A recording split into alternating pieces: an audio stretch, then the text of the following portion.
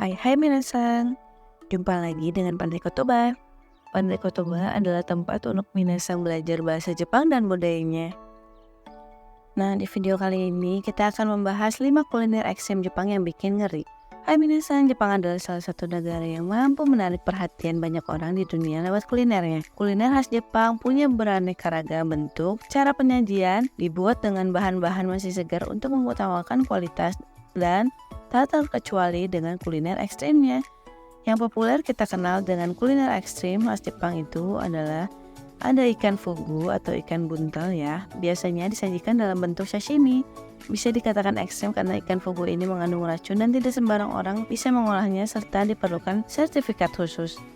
Di video kali ini, Pandai Kotoba akan membahas secara lengkap 5 kuliner ekstrim khas Jepang yang bikin ngeri sebelum kita menikmatinya. Penasaran ada apa aja? Yuk kita simak ya. Yang pertama, ikan no odorigoi. Ikan no odorigoi adalah secara harfiahnya yaitu cumi-cumi yang menari-nari.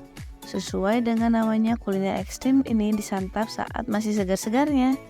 Banyak video yang viral di internet mengenai kuliner ikan no odorigoi ini. Banyak orang yang mengira cumi-cumi yang dihidangkan ini menari-nari dalam keadaan hidup atau odori. Padahal sebenarnya cumi-cumi tersebut tidak hidup, hanya terkena reaksi garam yang ada di kecap asin sebelum dinikmati. Menariknya, ada tempat di Jepang yang memproduksi banyak cumi-cumi seperti di Hakodate, Hokkaido, dan Kyushu, menjadikan makan cumi-cumi yang menari ini sebagai salah satu tradisi mereka. Yang kedua, bashashi. Bashashi adalah sashimi yang terbuat dari daging kuda. Kuliner ekstrim ini dihidangkan dengan dipotong tipis-tipis dan dimakan mentah selayaknya sashimi. Bashashi ini tidak dimakan secara nasional dan kebiasaan memakan bashashi hanya ada di prefektur Kumamoto dan Nagano. Bashashi ini rendah lemak dan kalori, tinggi protein, dan kaya akan mineral seperti zat besi, kalsium, dan seng.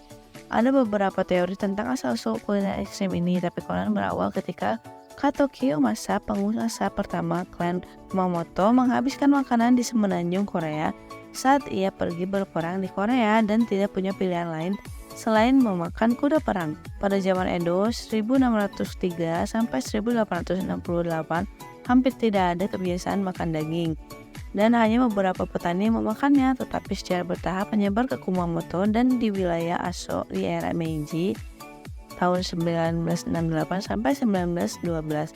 Di wilayah Aso yang merupakan daerah produksi kuda militer, orang-orang mulai makan daging kuda karena kekurangan makanan setelah perang, dan menjadi dikenal luas oleh masyarakat, dan restoran-restoran mulai menjualnya pada tahun 1950-an. Pada dasarnya, kuda memiliki suhu tubuh yang lebih tinggi daripada sapi dan hewan ternak lainnya. Kecil kemungkinan adanya bakteri yang menyebabkan keracunan makanan. Ini menjadikan alasan mengapa daging kuda dapat dikonsumsi mentah. Selain itu, daging kuda sekarang dipotong-potong di pabrik pengolahan daging yang dikontrol secara higienis dan selalu dibekukan sebelum didistribusikan sehingga dapat mencegah dan melawan adanya bakteri dan parasit. Yang ketiga, natto. Jangan salah loh, natto juga masuk dalam daftar salah satu kuliner ekstrim Jepang. Gimana enggak, natto terbuat dari fermentasi kacang, punya tekstur berlendir, lengket, dan bau khas natto yang membuat banyak orang luar Jepang tidak menyukainya. Berbeda dengan orang Jepang yang sangat menyukai natto dan bisa menjadi makanan sehari-hari. Asal-usul natto tidak diketahui secara pasti karena ada beberapa teori. Beberapa ada yang percaya bahwa makanan yang mirip dengan natto sudah ada pada zaman Yayoi, saat penanaman kacang kedelai tersebar luas.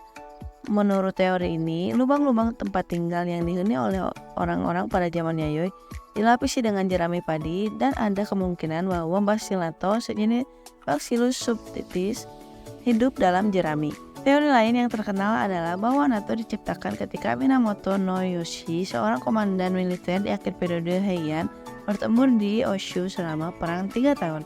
Dalam pertempuran tersebut, kacang kedelai digunakan sebagai makanan kuda, dan kacang kedelai yang telah direbus dikeringkan dikemas dalam bau rotan dan dibawa. Namun kuda-kuda kehabisan makanan ternak selama pengepungan sehingga para petani harus mengumpulkan kacang kedelai untuk makanan ternak dari para petani. Dengan tergesa-gesa, para petani mengemas kacang kedelai yang sudah direbus panas-panas dalam bau rotan dan memberikannya kepada tentara. Tapi beberapa hari kemudian kacang-kacangan itu mengeluarkan bau yang aneh. Mereka mencobanya dan menemukan bahwa kacang tersebut sangat lezat sehingga menjadi makanan para tentara. Asal-usul natto tidak diketahui dengan jelas, tapi ada teori populer yang mengatakan bahwa natto mungkin tercipta karena serangkaian kebetulan. Yang keempat, Inago no Sukadani. Kuliner ekstrem selanjutnya adalah Inago no Sukadani. Kuliner ini terbuat dari belalang yang dibumbui dengan kecap asin, gula, dan sirup mizuame. Dengan bumbu-bumbu tersebut dapat menghasilkan tekstur yang renyah dan lezat.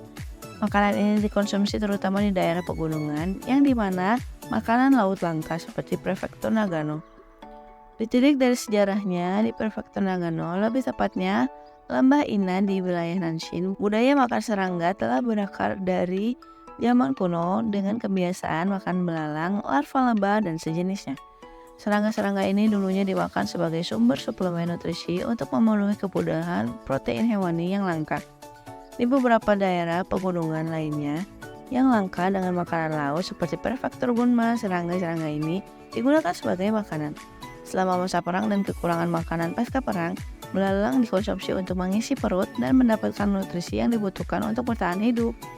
Larva lebah seperti larva lebah hitam dikonsumsi terutama di daerah pegunungan di seluruh Jepang. Meskipun jumlah belalang telah menurun dibandingkan dengan masa lalu dan semakin jarang dimasak di rumah tangga karena perubahan gaya hidup dan budaya makan serangga seperti ini masih ada di wilayah sekitar sana. Nah, yang terakhir adalah shirako. Shirako adalah sperma ikan yang direbus dan disiram saus lalu disajikan seperti sashimi. Umumnya menggunakan sperma dari ikan kod. Kuliner ini menjadi salah satu hidangan termahal. Shirako ini memiliki penampilan yang agak istimewa dan agak aneh, tetapi berlawanan dengan penampilannya, kuliner ini memiliki ciri khas dengan rasa yang kaya dengan umami dan lembut. Teksturnya padat dan membuat orang akan ketagihan setelah menyantapnya. Selain itu, shirako yang terbuat dari ikan buntal dan cumi-cumi adalah bahan makanan yang mewah dan dikenal sangat lezat. Beberapa restoran kelas yang atas menjualnya. Shirako yang mahal itu ditandai dengan teksturnya yang kenyal dan rasanya yang lembut, dapat dimakan dengan berbagai cara termasuk sebagai hidangan dengan tempura, dipanggang, dimasak dalam panci atau sup.